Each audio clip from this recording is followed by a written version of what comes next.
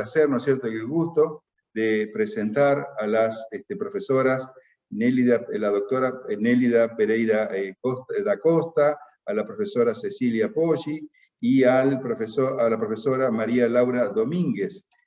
Son profesoras de nuestra Universidad Nacional de Luján y que integran el grupo epistemológico y de metodologías aplicadas de investigación.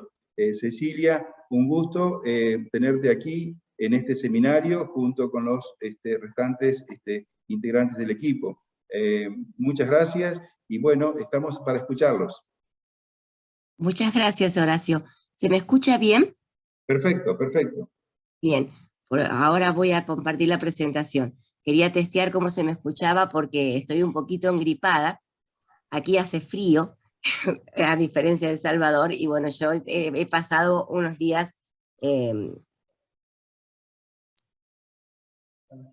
me han un poquito perjudicado en la salud, pero aquí estamos. Bien, bueno, todos, muchas gracias por esta convocatoria, por invitarnos a participar. Muchas gracias, Horacio, y a todos los compañeros que han estado en estos días exponiendo sus trabajos. Yo voy a presentar junto con Laura parte del trabajo que estamos realizando junto con estudiantes, graduados y docentes de la Universidad de Luján. Nosotros formamos parte de un grupo de investigación que llamamos GEMA. Las siglas representan nuestro nombre, que es Grupo de Epistemologías y Metodologías Ampliadas para la Investigación. Este grupo pertenece al programa Redes Epistémicas del Departamento de Ciencias Sociales y lo dirige Nelly da Costa Pereira. En estos momentos Nelly está comprometida con un evento familiar y nos está siguiendo, pero en off. Ella no puede conversar con nosotros, pero está en el diálogo y en la discusión con nosotros también. Este trabajo que vamos a presentar se enmarca en dos proyectos de investigación y extensión que están vigentes en este momento. Estos dos proyectos van a tener su continuidad en una nueva convocatoria recientemente, que se abrió este año también para la universidad, en la Universidad de Luján, para el Departamento de Ciencias Sociales. Esperen que no puedo... Ahí está, bien. Nuestro grupo de investigación desde el año 2008, principalmente, antes también, pero viene trabajando a través de los proyectos de investigación y extensión técnicas de índole cualitativa, principalmente a través de talleres participativos, mesas de trabajo, seminarios, ateneos y grupos de discusión. Estas técnicas que fuimos analizando, calibrando, ajustando proyecto a proyecto, nos permitió trabajar en torno a conceptos básicos vinculados con el acople de saberes, el trabajo multicriterio, y específicamente con la producción de un conocimiento situado. Nuestra secuencia de proyectos de investigación, ahí esperen que no me responde les decía antes que comienza en el 2008 con un proyecto de investigación de desarrollo territorial que nos dio como resultado algo notorio. En ese entonces, la relación entre lo que se indagaba en la universidad, los proyectos de investigación, las demandas locales, necesidades de la comunidad local, y por otro lado,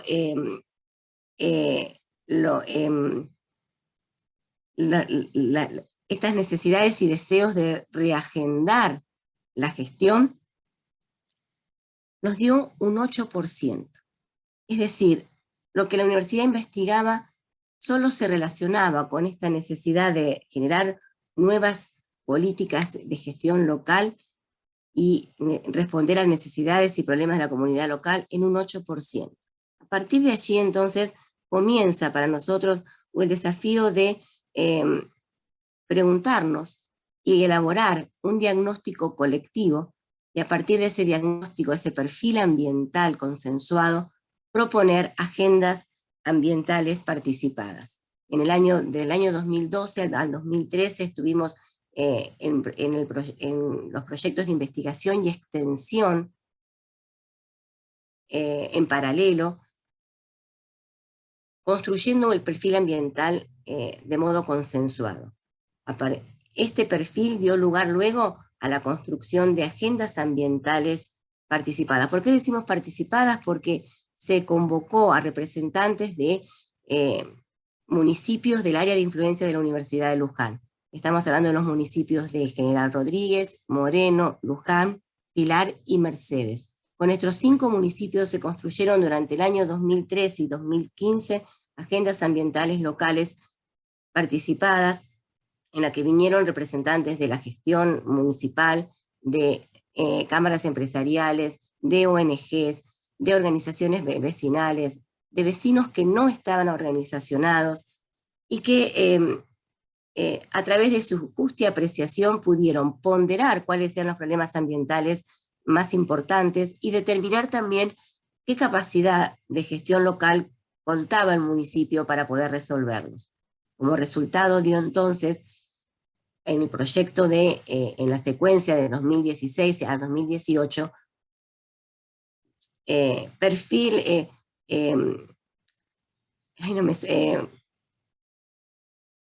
planes de acción de gestión local. Estos planes de gestión local, en algunos casos, en algunos municipios, fueron declarados por ordenanza municipal con interés de ejecutarse, de llevarse adelante. Aún así, nombrado bajo ordenanza como interés municipal, no se llevaron adelante. Entonces, eso generó todo un redireccionamiento también hacia dónde,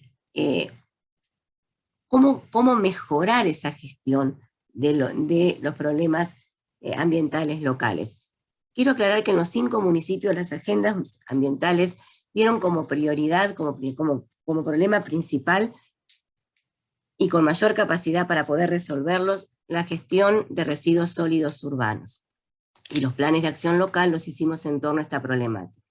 En paralelo a los proyectos de investigación que están secuenciados en la línea superior de este esquema, también fuimos realizando proyectos de extensión, y íbamos calibrando además las metodologías que íbamos poniendo en ejecución, estas que les mencioné al principio, ateneos, seminarios, talleres participativos.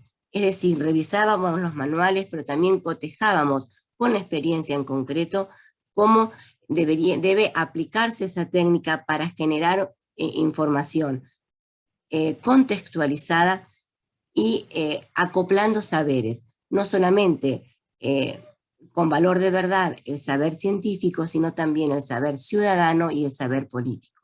Este acople de saberes permitió entonces generar lo que entendemos como conocimiento situado. Actualmente los proyectos de investigación que llevamos adelante como consecuencia tienen la intención de generar una mayor visibilidad de estas problemáticas de alcance local. No solamente la de residuos sólidos urbanos, cómo hacer, cómo gestionar desde la escala municipal para que los problemas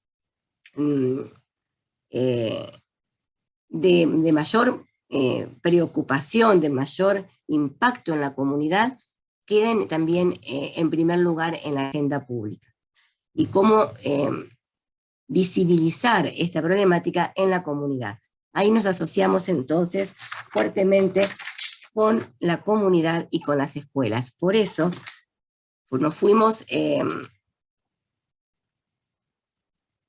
organizando en torno a estos proyectos de investigación y extensión que hoy tenemos vigentes, en torno a esta necesidad de vincular la escuela primaria, secundaria, también en nivel inicial, la comunidad y la universidad. En el transcurso de estas indagaciones nos propusimos hacer visibles las problemáticas ambientales que demandan de una gestión ambiental de modo asociado, es decir, de modo articulado, no unilateral, no solamente siguiendo la mirada o la recomendación del experto, sino también acoplando el saber ciudadano, el saber de la comunidad, que muchas veces ha sido desacreditado. Entonces, ¿qué tenemos de base? ¿Desde dónde sostenemos estas conceptualizaciones? hay dos conceptos claves que queremos compartir con ustedes y sobre los cuales seguimos trabajando y revisando la bibliografía: resiliencia y panarquía. Hablamos de comunidades resilientes panárquicamente. ¿Qué queremos decir con esto? Que las comunidades tienen capacidad para enfrentar adversidades. Esa capacidad para enfrentar adversidades la reconocemos como resiliencia. Y la resiliencia tiene 4 componentes básicos. La adaptabilidad. ¿Qué es esto? La capacidad para gestionar, para aceptar algunas situaciones, pero también para resignificarse y poder promover cambios. La transformación. La resiliencia implica la transformación de nuevos escenarios, incluir también escenarios de debate y de posibles acuerdos. La resiliencia implica una gestión adaptativa. ¿Esto qué significa? Pergeñar herramientas para el cambio y el aprendizaje. ¿Podemos pensar entonces que las agendas ambientales son herramientas para una gestión adaptativa? Las agendas ambientales escolares son posibles de realizar. Los planes operativos de gestión local, la transversalidad curricular, lo que hoy vamos a trabajar especialmente y mi compañera lo va a desarrollar, son herramientas para la gestión adaptativa. ¿Cómo potenciar esa resiliencia? A través de la panarquía.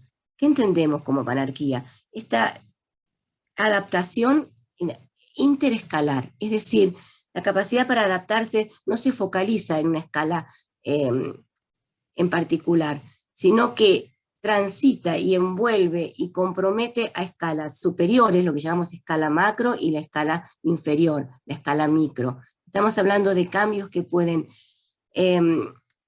impulsar una cotidianidad ascendente, que comienzan a resignificar saberes locales. Se entiende, por ejemplo, a las redes sociales y a las instituciones a escala local como almacenes de conocimiento.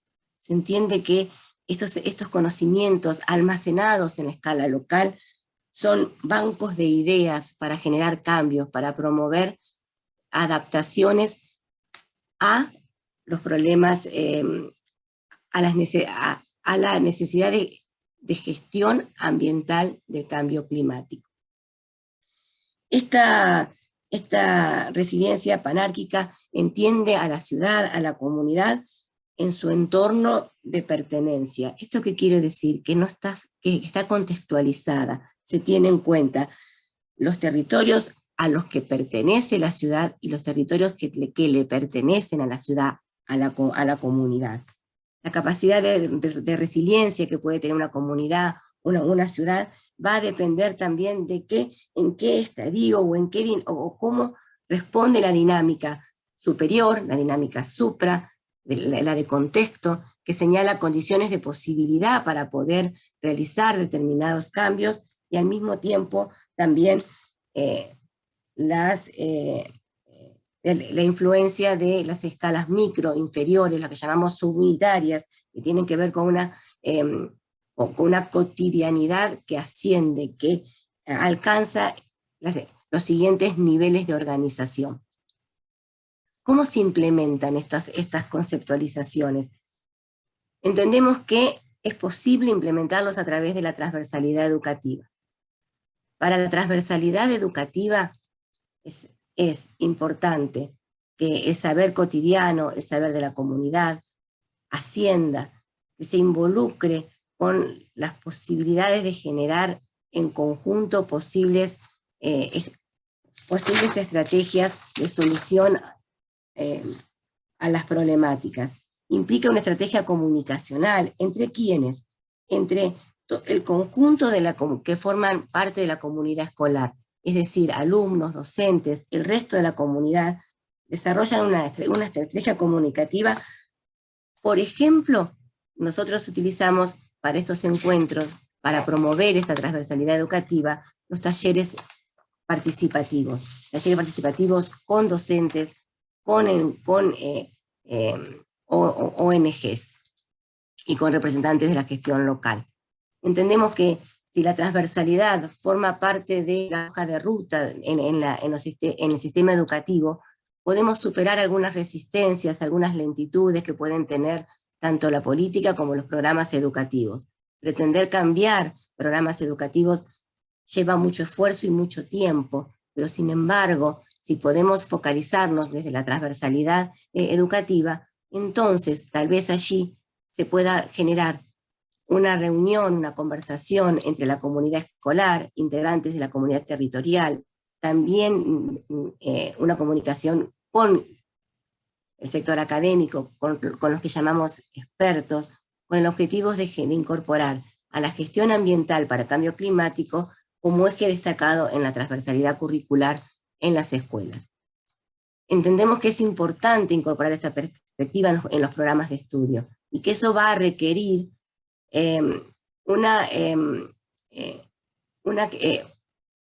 un cambio en este diseño curricular al que vamos a hacer ahora referencia.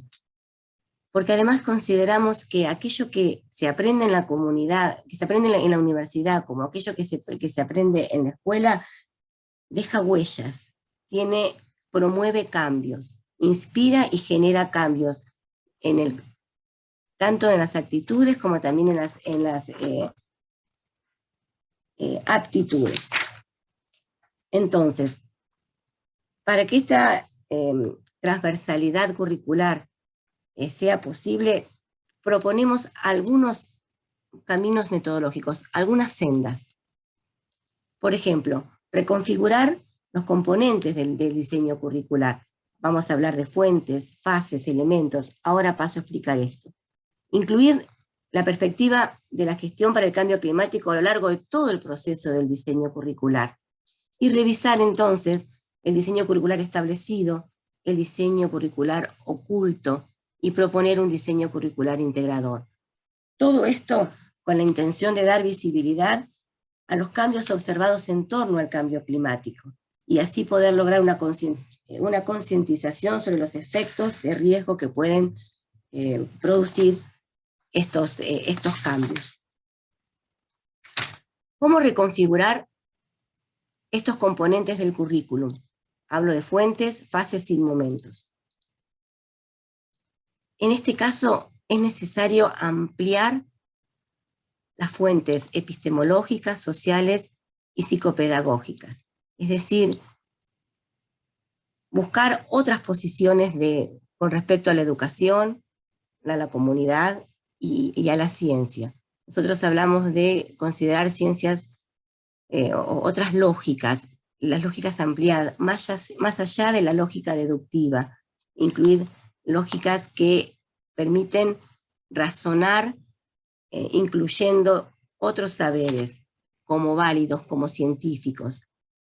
En cuanto a las fases del diseño curricular, me refiero al recorrido que va desde la formación de diagnósticos, formulación de objetivos, las propuestas de contenidos y las evaluaciones. Aquí es necesario incluir descriptores y análisis y evaluaciones de fenómenos ambientales relacionados con el cambio climático, incluirlos en la agenda escolar, incluirlos en el diseño curricular para trabajarlos en clase. ¿Y qué elementos del diseño curricular precisamos cambiar? Los programas de estudio, los planes, la evaluación curricular. Aquí es necesario promover cambios vinculados con acciones que reviertan aquellos riesgos ambientales provenientes del cambio climático. Es decir, evaluar en las escuelas planes de contenidos, utilizar contenidos que generen acciones que reviertan estos cambios, estos riesgos que están surgiendo provenientes del cambio climático. ¿Todo esto con qué intención? Se conservan algunos aspectos del diseño curricular, no se tira todo, se conservan algunos aspectos, pero se transversaliza de manera conjunta. ¿Esto qué significa? Hay una mayor participación de todos los actores involucrados en la educación. La perspectiva ambiental para el cambio climático, entonces, se agencia en el proceso del diseño curricular. Otro de los cambios que proponíamos, otra de las hojas de ruta, era incluir esta perspectiva ambiental a lo largo de todo el diseño curricular. ¿De dónde provienen estos ejes de trabajo transversales? Acá citamos a una geógrafa argentina, Durán, dice: los ejes transversales surgen de las necesidades y demandas de la sociedad, cruzan asignaturas y diversas áreas de trabajo y marcan el camino a seguir. Son retos referidos a la formación integral de las personas, más que vinculados a contenidos cognitivos, se relacionan con el sistema de valores. Entender que la gestión ambiental para el cambio climático es un eje transversal para considerar en el diseño curricular es clave, y eso nos va a familiarizar con otras conceptualizaciones vinculadas con sustentabilidad, con los efectos territoriales, con el principio de responsabilidad, con las conceptualizaciones vinculadas con el riesgo ambiental. Revisar, decíamos también dentro de las hojas de rutas, qué pasa entre el currículum establecido, el currículum oculto y el currículum integrador. El currículum establecido es aquello que está diseñado, aquello que baja jerárquicamente desde las instituciones. Son los programas de las asignaturas, los diseños curriculares que se han priorizado, por ejemplo, ahora para la pandemia. Es decir, está establecido, viene prescriptivo. Así nos dicen cuando planificamos en las escuelas, el diseño curricular es prescriptivo. No se puede desobedecer. Pero por otro lado, sabemos que está el currículum oculto. ¿Cuál es este? Es el conjunto de normas, costumbres, creencias, lenguajes, símbolos que se manifiestan en la estructura y en el funcionamiento de una institución. Muchas veces no son contenidos que son enseñados de forma expresa. Este currículum se mueve más bien en el plano de las experiencias y de los enfoques de vida. La idea de articular estos dos currículums sería entonces la propuesta del currículum integrador. Sería un mediador entre los dos, entre el punto extremo de lo que está establecido como norma y lo que está oculto y que resurge en las aulas y que demanda ser tratado también. Entre los dos, el acople podría ser el currículum integrador. Y aquí, en estos currículos integradores, es donde la gestión ambiental para el cambio climático debe ser un eje transversal. Entendemos entonces que es posible considerar estas formas de planificar la educación en el aula, teniendo en cuenta estos recursos y estas reconfiguraciones curriculares. Ahora, ¿cómo implementarlo? ¿Cómo instrumentarlos? Quiero darle lugar entonces a mi compañera, a Laura Domínguez, que nos va a explicar qué es lo que ella ha estado trabajando en su tesis. Bueno, muchas gracias, Cecilia.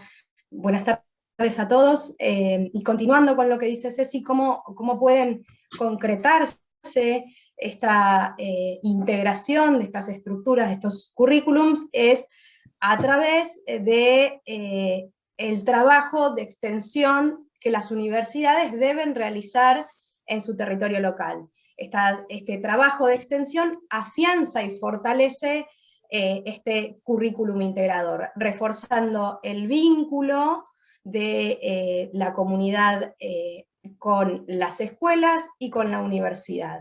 ¿Pero por qué necesitamos reforzar? Porque, como decía Cecilia, hay transformaciones efectivas de las políticas y de los programas educativos que llevan más tiempo que los cambios que son demandados. Entonces, frente a esta disparidad en las necesidades, encontramos a la transversalidad como el vector, el camino que nos lleva a los cambios. No lo encontramos en la Argentina, para los que no son de aquí. Si uno analiza los diseños curriculares de los distintos niveles jerárquicos, en mi caso específico estoy con el nivel secundario, la problemática ambiental en general se encuentra invisibilizada. Entonces hay que encontrar vías de acción, como dijo bien Cecilia, acciones concretas, ir hacia lo que necesitamos hacer pese a los tiempos que llevan estas modificaciones de las políticas o los programas educativos. Como lo hacemos a través de alternativas que surgen de esta trilogía que presentó Cecilia, y son estrategias para alcanzar esa transformación de conducta que estamos deseando. Son herramientas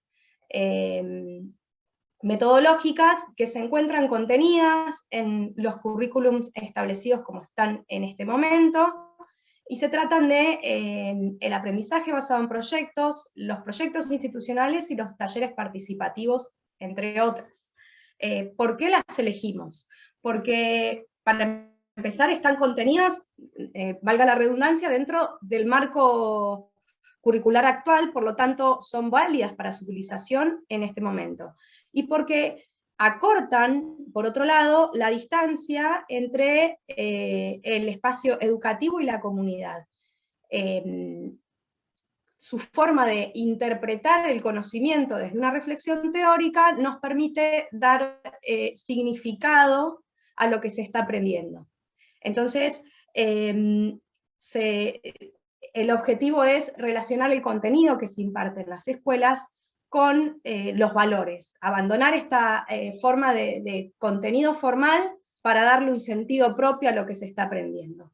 A partir de ahí, esto brinda la posibilidad de que los sistemas, de que el sistema educativo, el no formal y el formal conjuntamente, se dirijan hacia la educación para el desarrollo sustentable, que de acuerdo a la declaración de Incheon era el objetivo que tenemos hacia el 2030 como comunidad global, es la educación para el desarrollo sustentable. Marcando este como objetivo, va a concretarse de forma asociada la gestión del cambio climático. Siguiente diapositiva.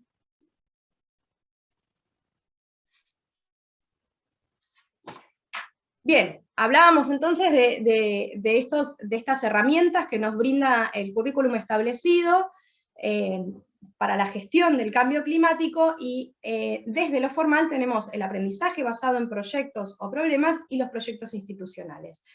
Con respecto al aprendizaje basado en proyectos o problemas, tienen un punto de partida en proyectos, problemas o retos que son determinados o propuestas por los docentes, o a partir de la problematización de una situación por parte de los alumnos, o incluso cuestiones que generen curiosidad de los alumnos. ¿Por qué? Porque el objetivo es que ellos descubran para aprender, que busquen el significado, el sentido de lo que se está aprendiendo dentro de su posición en la comunidad, es decir, convertir este contenido formal en contenido útil para la vida. ¿Cómo se procedimentan? Bueno, a partir de la presentación de estos problemas o proyectos, los estudiantes modelizan estrategias de acción y a partir de ello generan explicaciones válidas de estos contenidos. Cuestión importantísima con respecto a tanto al aprendizaje basado en proyectos como a los proyectos institucionales, es que la construcción del conocimiento se conforma desde todos los actores involucrados en la comunidad educativa, ocupando el estudiante un rol activo en el proceso de enseñanza-aprendizaje. Como resultado, son estudiantes más creativos, conscientes de su entorno y comprometidos con su comunidad. Por otro lado, la otra herramienta que mencionábamos está ya más direccionada a las instituciones, también está contenida dentro de los marcos generales, pero se trata de la herramienta que más libertad de acción le brinda, ya que solo tienen que contenerse dentro de esos lineamientos, pero tienen toda libertad de acción para dentro de sus instituciones. Y orientan el reconocimiento de los problemas particulares de cada institución, teniendo en cuenta los objetivos y los propósitos. Orientar ese reconocimiento nos permite, por un lado, que la problematización, que la resolución de esos problemas sea contextualizada con la institución, y que así se permitan construir herramientas que faciliten el cumplimiento o la resolución de esta problemática, basándose siempre en los valores y en las visiones individuales de cada institución. Estas herramientas, ambas, permiten reforzar la idea, como había dicho Ceci, de la escuela como espacio de reflexión y como agente de transformación de la realidad.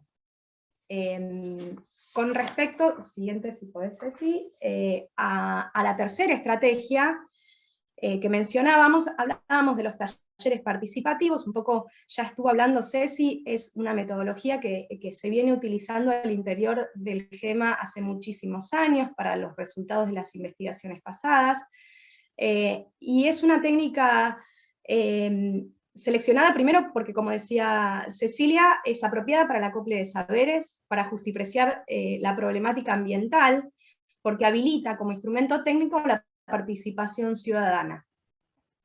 Refuerza esto nuevamente el vínculo entre la comunidad, la escuela y la universidad, y esto es, hay que trabajar de manera constante y fluida para no perder de vista la realidad y el contexto local al momento de encarar la acción educativa, porque si no volvemos a alejarnos de lo que no debemos alejarnos, que es el contexto y el entorno de la comunidad educativa. Incorporar los saberes locales al debate nos permite, por otro lado, elaborar un marco conceptual para interpretar la problemática desde una apreciación, desde la percepción social de ese problema y habilitando la posibilidad de nuevas vías de acción.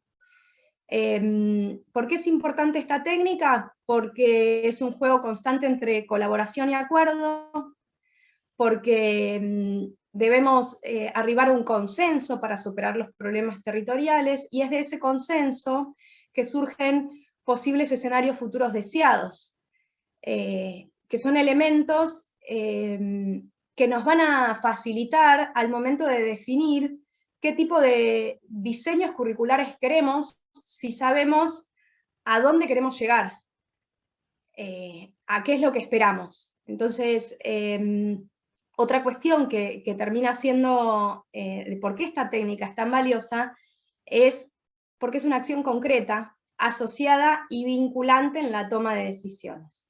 Esto es creo que lo más rico de la técnica, el compromiso que genera hacia el resto de la comunidad, tanto educativa como la comunidad territorial.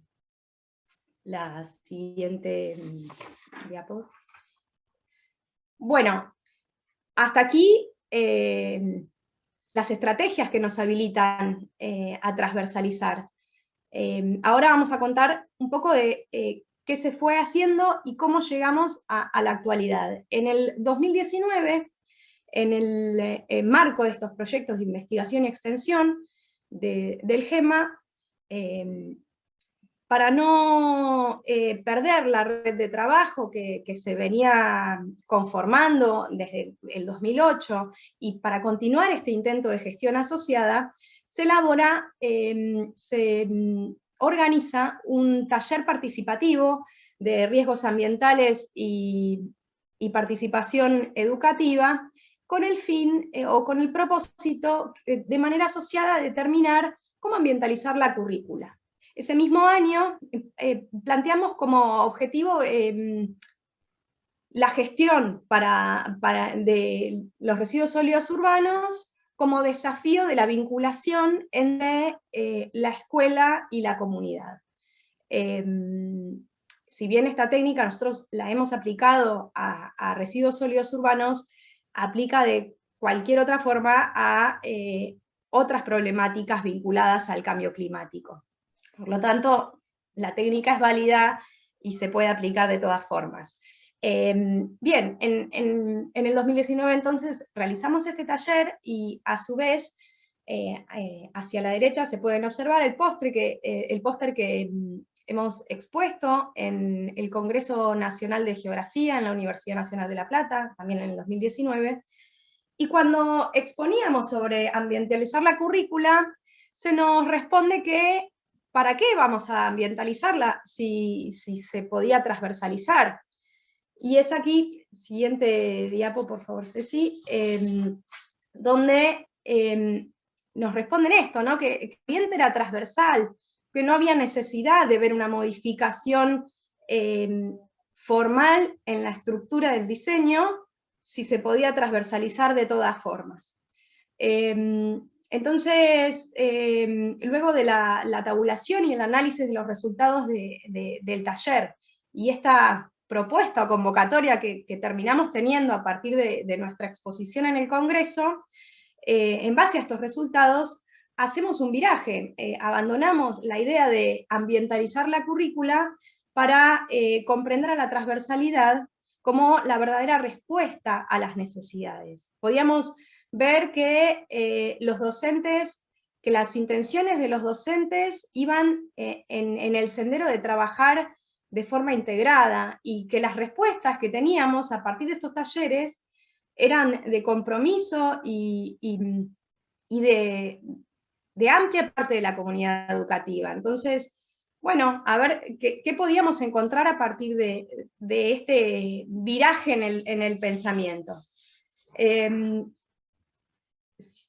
Eso, siguiente. Y en el siguiente taller nos encuentra en la posición de tener que readecuar los contenidos o los propósitos que habíamos establecido. Por lo tanto, nos proponemos orientar la reunión con los docentes a través de la transversalidad. Se organiza un segundo taller, en este caso virtual, para adecuarnos también a las condiciones del contexto de pandemia, con los ejes para este taller basados en la transversalidad curricular como hoja de ruta y en las agendas escolares como instrumento de vinculación. ¿A qué acuerdos hemos llegado a partir de las mesas de discusión? A que, en primer lugar, están dadas las condiciones para incluir los ejes de transversalidad, que el ambiente y sus problemáticas deben, además de tratarse como un tema transversal, se debe tratar transdisciplinarmente. Y por último, construir el sentido de la educación con acciones concretas. Se confirma entonces la cotidianidad ascendente, y es decir, que las modificaciones van a llegar aunque las estructuras no se actualicen. Y como ejemplo de esto, y para ir cerrando, en las mesas de discusión han surgido ejemplos muy adecuados de aplicación de los contenidos, ejemplos concretos que son aplicados, que han sido aplicados en la escuela secundaria hoy en día, desde un profesor de matemáticas trabajando con estadísticas sobre residuos cuando necesitaba hablar únicamente de estadísticas, o una profesora de literatura que para categorizar los textos incluye textos sobre residuos, acciones concretas, a eso se refiere, y sobre todo a la intencionalidad, porque hoy por hoy, al no estar contenido en los diseños establecidos, sí depende de la intencionalidad de los alumnos o de los docentes para poder incorporarse.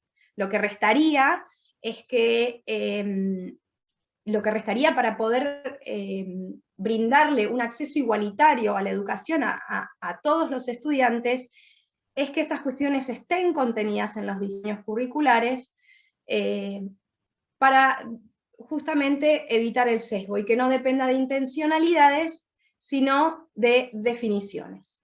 Pero básicamente se puede decir que hay docentes que han podido superar las estructuras y, aplicando una visión holística e integradora del ambiente, concretan la transversalización en la enseñanza. No sé si Ceci, ¿querés agregar algo más? Muchas gracias, Laura. Solo del detalle de aclarar que estas problemáticas no están detalladas en la currícula a escala local, es decir, cómo se manifiestan, cómo se expresan estos conflictos en la escala local. Esto es lo que no aparece específicamente en la currícula, ¿no? Y que han sido superadas por estos docentes. Muchas gracias, Laura, también, y gracias a todos por...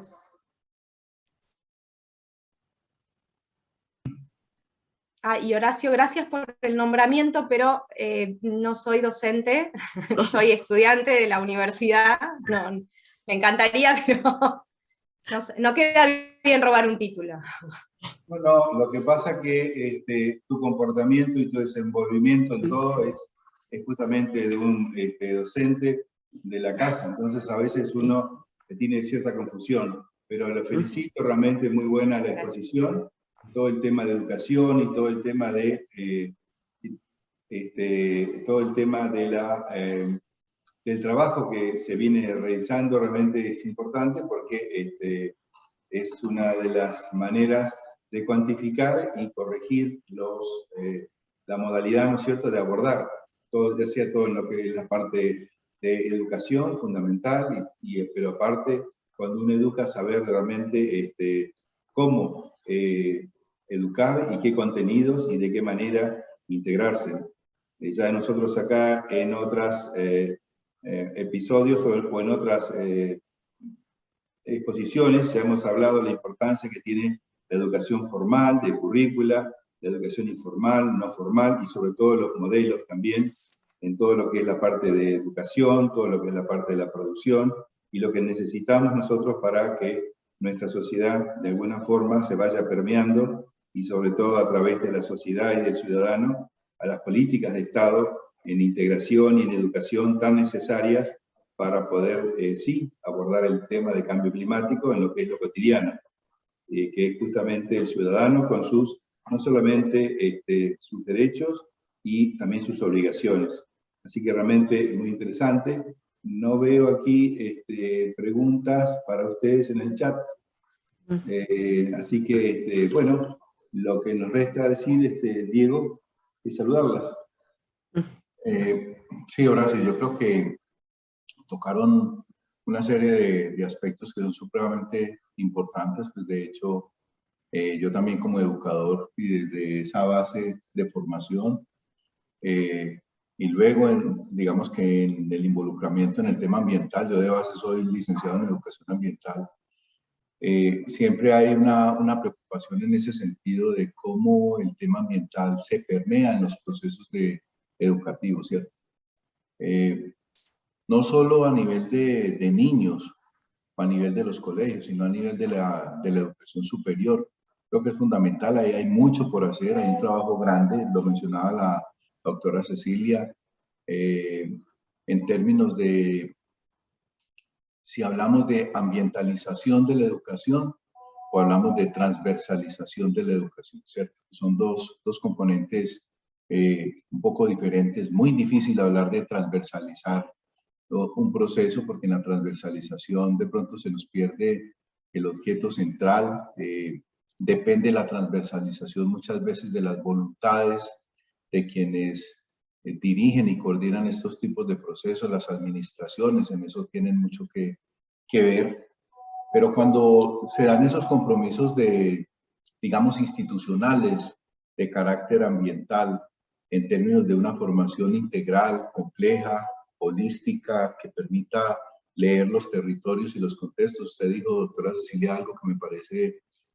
fundamental, y es pasar de lo deductivo, o no pasar de lo deductivo, es considerar que lo deductivo es importante, pero lo inductivo también es muy importante, ¿cierto? Entonces, cuando nosotros hablamos de esos otro tipo de procesos, donde estamos generando conocimiento desde las comunidades, por ejemplo. Y cómo ese conocimiento base desde las comunidades nosotros lo llevamos a las aulas de clase y lo fortalecemos desde las políticas, desde, digamos, las estructuras que puedan existir en nuestros territorios y podamos desarrollar unos procesos armónicos en términos o con relación a lo ambiental. Yo diría, ahí estamos haciendo educación ambiental. Y no se queda solo en aquellas otras acciones o actividades que siendo muy importantes, ¿sí? diría yo, a veces no forman ese sentir, pensar y actuar del individuo futuro, cercano o lejano, de aquel joven que estamos formando, y que seguramente cuando llegue a generar acciones propias de su trabajo, cuando decimos está desarrollando su perfil de formación, cuando tiene impregnado ese sello de lo ambiental también, pues siempre estará pensando que esos procesos que él desarrolla tienen que ser muy amigables con el ambiente. Tienen que ser procesos que mitiguen o disminuyan los impactos que los procesos productivos puedan generar. Me parece que la charla de ustedes es muy enriquecedora en ese sentido. Tuve la oportunidad de estar aquí en el 2019, creo que usted estuvo compartiendo con nosotros en el aula de clase algo sobre gestión ambiental. Hoy, o estos días que estaba acá, he tenido la oportunidad de hablar muy cercano con un joven, con Julián, acerca de la importancia de lo que representan los procesos de investigación desde la gestión ambiental universitaria. Me parece que eso es fundamental, es determinante, ¿cierto? ¿Por qué? Porque es la oportunidad, inclusive en ese diagnóstico inicial que debe de hacerse, de mirar cómo estamos a nivel institucional frente al tema ambiental, donde tenemos falencias. Yo me imaginaba, y hoy hablando con él le decía, es que en el universo de una matriz DOFA, por ejemplo, donde nosotros tenemos debilidades, pero cómo las convertimos en oportunidades y cómo las fortalecemos, etcétera, para hacer de la universidad una universidad sostenible o una universidad amigable con el ambiente, o una universidad en la línea del desarrollo sostenible, o una universidad que esté transversalizando el tema ambiental a través de su estructura curricular que permita que sea un proceso integral en ese sentido. Yo creo que esa es una oportunidad, no es solo para la Universidad de Luján, yo creo que es para todas las universidades. Muchas universidades en el mundo ya lo vienen haciendo, ¿sí? Porque inclusive desde los objetivos de desarrollo sostenible, el objetivo que tiene que ver con educación nos invita a eso, a cómo nosotros traemos el tema ambiental y lo involucramos en los procesos de formación. Y en muchas políticas de muchos países, el tema ambiental se transversaliza dentro de las políticas de desarrollo curricular universitario, de desarrollo curricular de niños y de la educación básica y media. Y entonces ahí estamos, yo diría, formando ciudadanos que van a actuar sobre lo que debe ser la vigilancia, la mitigación, la conservación de este planeta, de este ecosistema que es de todos, ¿cierto? Y que finalmente nuestro actuar se vea reflejado en una mejor convivencia, una mejor interacción con los entornos, con el medio natural, con los cuerpos de agua, con los bosques, con la fauna, con la flora, etcétera, que nos garanticen no solo a nosotros como especie humana una supervivencia en el planeta, sino un mejor relacionamiento con el medio y con el entorno. Me parece una excelente presentación, les agradezco mucho. Hoy recordaba muchos aspectos de mi formación básica de educación ambiental, un tema que a mí me apasiona también. Y creo que en el contexto de lo que es este seminario que ya está llegando a su final, pues hemos escuchado una serie de intervenciones, yo diría, bastante interesantes. Yo extracto de todo ello, de los procesos de educación, y bien lo decía Horacio al principio de esta sesión, los procesos de educación, llámense formales, no formales, informales, son definitivos, ¿cierto? No podemos desarrollar acciones, no podemos hacer implementaciones si no pensamos en unos procesos, vuelvo y repito, que desde la educación formal, no formal, informal, pues nos permitan aunar esfuerzos, llegar a las comunidades, conocer las problemáticas de las comunidades. Las comunidades tienen que volverse gestionadoras, autogestionadoras, ¿cierto? Partícipes de este tipo de procesos, de tal manera que se sientan involucradas y que de esa manera contribuyan también a la solución de estas problemáticas. Muchas gracias, doctora. Muchas gracias a Laura Domínguez también por la intervención, magnífica intervención, y tiene Horacio toda la razón al tratarla de profesora, tiene un desenvolvimiento extraordinario, seguramente eso es lo que uno como estudiante hereda de sus profesores, y en ese sentido yo creo que es el orgullo de uno como profesor, ver a sus alumnos en ese crecimiento y que ojalá lo superen a uno en esos desarrollos. Así que muchas gracias a ustedes. Muchas gracias por sus palabras. Me enorgullece lo que dicen con respecto a Laura, que viene caminando con nosotros desde hace un tiempito. Y yo también quiero decirles que todavía no soy doctora. Estoy en camino, pero me estoy preparando para poder serlo. Muchas gracias también. No, al contrario. Buenas tardes, Cecilia. Hasta pronto y gracias. Bueno, profesor, ingeniero doctor Daniel Lovera, si está por allí, sería bueno que nos acompañe. Sí, aquí estamos, gracias. Ah, magnífico. Hola, Daniel. El ingeniero Daniel Lovera, bueno, ahí como ve el cartel, de la Universidad Nacional Mayor de San Marcos, junto con la Universidad de Manizales de Colombia y la Universidad Nacional de Luján, de Argentina, somos los organizadores. Y quizás podamos hacer, como hacemos siempre, Daniel, una pequeña, y también le invitamos también a Daniel, una pequeña conclusión de lo que ha sido, en realidad, no solamente el día de hoy, sino lo que hemos visto hasta ahora en este seminario, en estos 4 días, que realmente bastante atípicos acá en nuestro país, porque el miércoles fue en Asueto, porque hubo un censo nacional. Yo creo que con creces, me parece que, estimados amigos, que hemos cubierto un poco el abanico de los objetivos del Observatorio de Cambio Climático, que justamente este evento sirvió para inaugurarlo. Es decir, ver las distintas posibilidades de información o de actividades que necesitan información específica sobre lo que es el cambio climático, ya sea las áreas productivas, las áreas gubernamentales y de la sociedad toda. En ese sentido también, obviamente, haciendo mucho hincapié en lo que es el tema de la formación y lo que es la educación, que acabamos de tener la disertación hace unos minutos. Me parece que para nosotros es una satisfacción incluir también en este seminario a distintas experiencias en nuestro continente, sobre todo teniendo en cuenta hoy en día el despertar de los ideales, no solamente de los profesores que estamos con los saberes y demás, sino también de los jóvenes, despertar en los distintos saberes para que de alguna forma vean la posibilidad que con la formación, con el estudio, con la investigación, con la extensión, se llega a la comunidad. Y para nosotros, que generamos a veces información científica, papers y demás, poder de alguna forma llegar un poco más a la sociedad, tratar, ¿no es cierto?, de cubrir ese compromiso que tenemos y esa responsabilidad que tenemos como áreas del conocimiento, sitios del saber, y de alguna forma sencilla, ¿no es cierto?, de alguna forma informar y ir formando a la comunidad de nuestra América tan necesaria en estos temas. Yo creo que, por lo que hemos estado conversando, esta idea del Observatorio de Cambio Climático también lo vamos a tener en Manizales, también lo vamos a tener en San Marcos, y también hay interés también en El Salvador, como semillas iniciales, ¿no es cierto?, de trabajar en una forma conjunta, en forma integral. Bueno, no quiero seguir hablando, sí le paso la palabra a Daniel y a Diego. Profesor Daniel, por favor.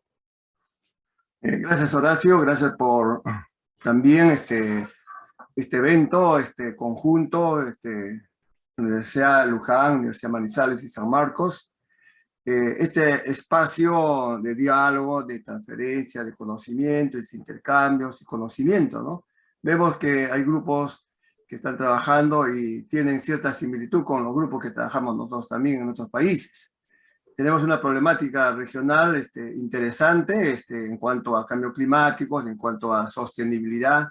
Eso es importante. Yo creo que estos intercambios nos ayudan para poder crecer también y compartir experiencias que lo podemos aplicar también en nuestras localidades, nuestras regiones. En ese sentido, es importante esto, ¿no? Es importante cómo se relaciona las dimensiones social, ambiental, ¿no? De cambio climáticos, la parte institucional, la parte ética, ¿no? Entonces, eso es importante. Y trabajar por la comunidad, por la sociedad civil, trabajar por la familia, por los pueblos, que ellos necesitan desarrollo. Porque todos estamos en la sociedad, nuestras familias están allí también. Entonces, ¿por qué no acelerar estos procesos, ver vacíos que hay y lograr completar, ¿no? La educación juega un papel importantísimo. Nosotros somos docentes universitarios también, comprometidos con la educación, también comprometidos con los cambios climáticos y también las soluciones a través de los proyectos. Los proyectos siempre tienen que poner, como se dice, ¿no?, en tapete las situaciones a las cuales la localidad o la región o el país está, ¿no? Y las autoridades tienen que tomar en cuenta esas conclusiones, ¿no? Nos hemos tenido oportunidad de muchas veces, de muchos proyectos que se han desarrollado, han llegado incluso a tener peso de ley, ¿no? Antes no lo tomaban muy en cuenta estas variables, pero ahora ya se toma, ya hay incluso un Ministerio de Ambiente en el Perú, ¿no? Antes no había. De tal forma que ya hay una concientización, de repente, identificación mayor con el ambiente. De tal forma que todo esto se va construyendo. Recuerdo un evento del Día de la Tierra, hace muchos años, que nosotros pedíamos el apoyo del medio de comunicación y lo decían, cuesta tanto, cuesta ese afiche, ese comunicado que te sacan por Día de la Tierra, cuesta tanto. Y pasaron muchos años y un diario principal de Perú, ya sacaba un boletín del Día de la Tierra, ¿no? Y decíamos, cuando iniciamos, nos cobraban. Ahora, ya el mismo periódico sacaba muchos comunicados, muchos temas, muchas problemáticas de cuidar el medio ambiente, cuidar la tierra. Entonces decíamos nosotros, creo que hemos triunfado porque cuando iniciamos nadie nos creía, ahora todo el mundo ya nos cree, ¿no? Y todo es progresivo, de repente muy lento, pero a un momento sale a flor, ¿no? Y la educación es el motor, la fuerza impulsora para llevar los cambios. Si nosotros como profesores no incentivamos esto, los cambios van a ser lentos, ¿no? Nuestros alumnos son los que llevan adelante, los egresados profesionales nuevos. En ese sentido, yo estoy contento con esta semana de reflexión, muchos temas muy interesantes, muchos temas que ayudan y sobre todo refrescan. Y también nos vinculan, ¿no?, con distintos investigadores que creo que debemos trabajar en equipo, de repente formar algunas proyectos conjuntos para desarrollar, tanto a nivel de universidades, y eso tiene que venir, ¿no?, de los mismos profesores, ¿no? Entonces eso es importante. Los profesores buscar sus pares, y siempre lo digo a mis alumnos, ¿no?, buscan sus pares, nacionales e internacionales, y trabajen con ellos, porque ellos le van a comprender más que nosotros les podemos comprender, le digo, ¿no? Porque ellos están en ese fragor también, tanto como ustedes. En ese sentido, Horacio, también nos saludamos a todos, los presentes, muchos docentes, también tenemos nuestros docentes de la universidad que están aquí, los felicito, porque también el Instituto de Investigación no solamente es evaluar los proyectos, sino crear estos entornos, estos ambientes para mejorar, para crecer y lograr, pero esa mejora continua y también una América más, ¿no?, asequible como siempre lo ha sido.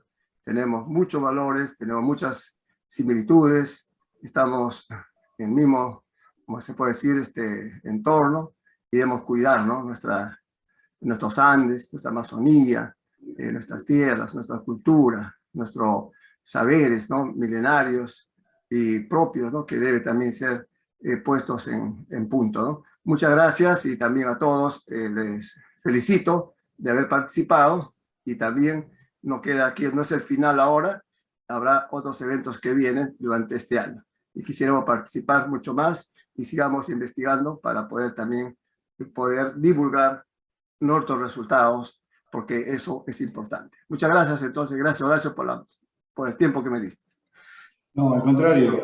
Bueno, antes de dar las palabras finales a Diego, al profesor Diego de Manizales, quiero entonces decirle que a todo el mundo se le va a enviar una encuesta de conformidad y luego de eso el certificado correspondiente a todos los participantes. Por otro lado, también toda esta información va a estar en el sitio que estamos ya terminando. Tengan un poquito de paciencia, se nos va a llevar una semanita y ahí van a estar todas las exposiciones. Queremos lo mejor ordenada para que pueda ser material de utilidad, porque realmente ha habido muchas, casi todas las exposiciones fueron muy valiosas, así que ahí se van a poder bajar y obtener. Así que, Diego, por favor, tus últimas palabras. No, simplemente agradecer a todas las personas que estuvieron durante esta semana, bien lo decía doctor Daniel Loera. Creo que se viene haciendo una serie de acciones desde nuestras universidades, la Fundación Biosfera, con el apoyo obviamente de todos ustedes que creen en lo que estamos haciendo. Y lo que estamos haciendo es generar unos espacios de, como ya lo decía el doctor Loera, unos espacios de reflexión, unos espacios que nos convoquen hacia la construcción de unas posturas críticas que nos permitan sean involucradas en los procesos educativos que nosotros desarrollamos con nuestros estudiantes, pero también a través de los procesos de extensión y de investigación, cómo llegamos a las comunidades con conocimiento popular, porque aquí lo que estamos haciendo es escucharnos, es saber qué están haciendo los otros en otros contextos, en otros territorios, es conocer de ellos, es saber de esas experiencias que inclusive podemos poner en práctica o que podemos replicar no solo en nuestros territorios, sino en otros contextos. A todos muchas gracias. Debo decirlo, nuestra universidad es una universidad con una proyección de sostenibilidad. Estamos muy comprometidos con el tema ambiental. Muchas de las, digamos, conceptos que aquí traigo, pues son propios de los desarrollos institucionales que venimos desarrollando y en ese sentido compartirlos para nosotros es supremamente importante. Horacio, muchas gracias por haber pensado en nosotros como institución para integrarnos. Sabe que con la Universidad de Manizales siempre puede contar con nuestros programas de doctorado, maestrías, etcétera. También con todo el cuerpo de investigación que tenemos allí, que es un grupo más o menos de 40 personas. Creo que ahí las necesidades que podamos cubrir, que podamos apoyar, siempre estaremos prestos. Y bueno, seguir trabajando en lo que nos convoca en este sentido. Así que estaremos presentes. Y aprovecho en el cierre, en septiembre tenemos el Foro de Responsables Ambientales, que lo vamos a hacer en Colombia, en la Universidad de Manizales. Así que están cordialmente invitados, los esperamos allí. Qué bueno sería poderlos recibir, poder interactuar, poder compartir, que conozcan también de mi país y de mi ciudad. Y en el evento, pues obviamente seguir difundiendo todas estas inquietudes, todos estos conocimientos que se han venido desarrollando y seguramente seguiremos adelante trabajando. Muchas gracias. Seguro que sí. Bueno, estimadísimos amigos, gracias por su tiempo, gracias por participar y porque creer justamente que esto es el futuro y el presente y que justamente tenemos mucha responsabilidad para llevarlo adelante. Y de nosotros, con un granito de arena también vamos a construir muchísimo para ese desarrollo sustentable. Muchas gracias a todos, buenas tardes y damos por finalizado entonces este seminario. Gracias a todos. Gracias, buenas tardes. Saludos.